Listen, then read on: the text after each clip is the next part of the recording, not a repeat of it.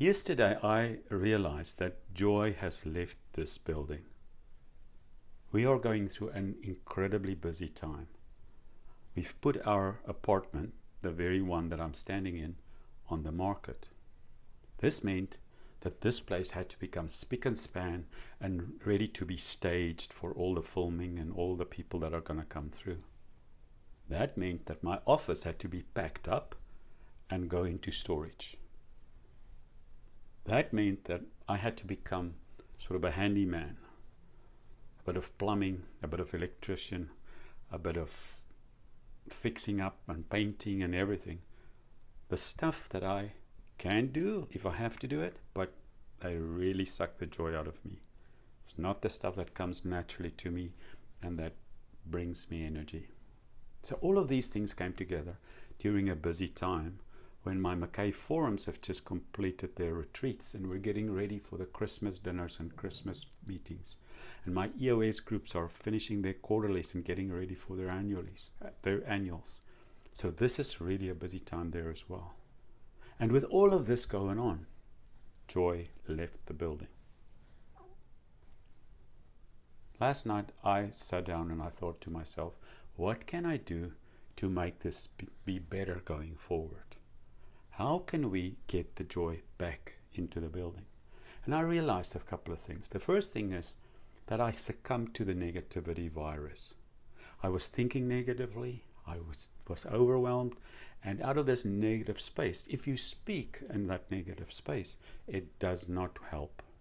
I have to learn to be quiet and to listen and to overcome the negativity first before I actually speak. So that's the first thing that I need to do immediately, is break that negative cycle. And I intend to do that immediately. The second thing is, things feel out of control. I realized that I had not been keeping my daily to-do list going through this period.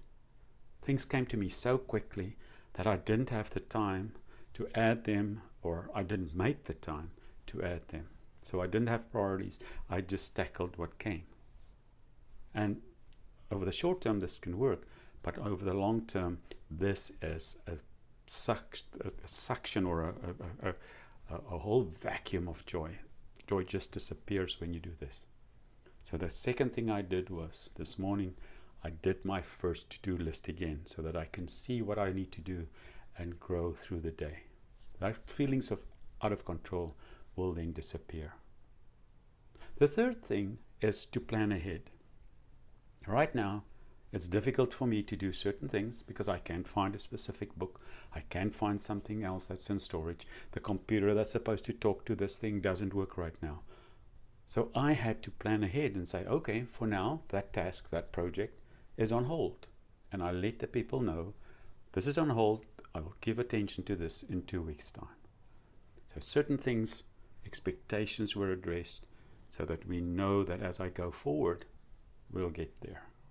So everyone is on the same page, and that planning ahead gives me a feeling of control, and I know I'll get to it. I just cannot do it right now.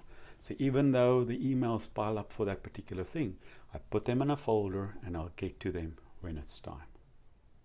And then the last thing that I need to do is communicate, and communicate well. Communicate with my loved ones, with my clients, with everyone else, that this is a difficult and a busy time and that I'm working through it.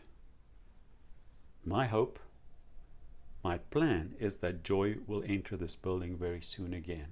When I do those things, when I take control, when I am more positive, when I plan ahead, and when I communicate well. I hope you find this helpful. More of this next week. Have a great week.